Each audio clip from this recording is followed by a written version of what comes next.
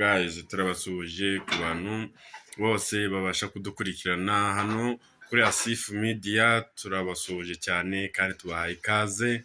Twizere neza ko babahaye vibe abaturage ba Nyagatare, bahaye vibe zigiye zitandukanye.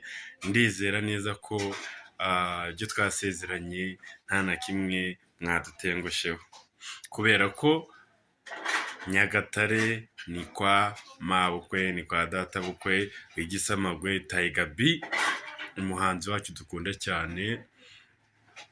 Ndizera neza ko mwese mwabikoze nk'akazi.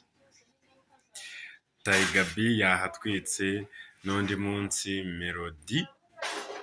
Melody. Ndakeka ubushize nababwiye ko Melody ibintu yikururiye ntago abizi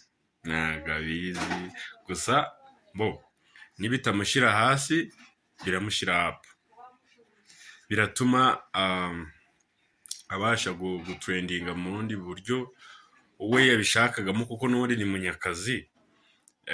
Ariko ku kijyanye no kuvuga ngo urukundo, ubusitari, kuririmba, ndakeka Melody yaravuze ngo kuririmba si uguhogoza.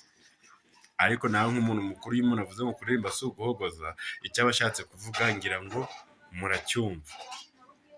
Ariko uko byamera kose, nawe yiboneye ko indirimbo atari ukuririmba cyangwa guhogoza, ahubwo yiboneye icyo indirimbo icyo ari cyo. Mu mitima y'abantu babyakira ute?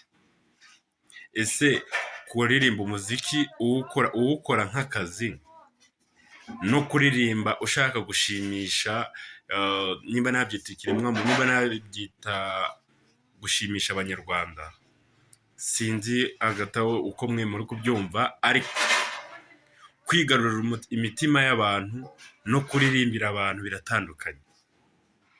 Ako kantu buri umwe wese abashe kukumva, abashe no gatekerezaho. Kuririmbira abantu no kwigarurira imitima y'abantu biratandukanye ku rwego ruri hejuru. Ndakeka Bruce Melody yabashije kubona uburyo abantu biyumvamo umuntu, icyo kugira ngo ugufata imitima y'abantu ukayifata gutyo, ukayifata bugwate. Tiger B yararenze buriya. Kugira ngo uzabashe kwinjira mu mutima w'umuntu aba ari ikintu gikomeye. Ngo reba umufana ahagaze.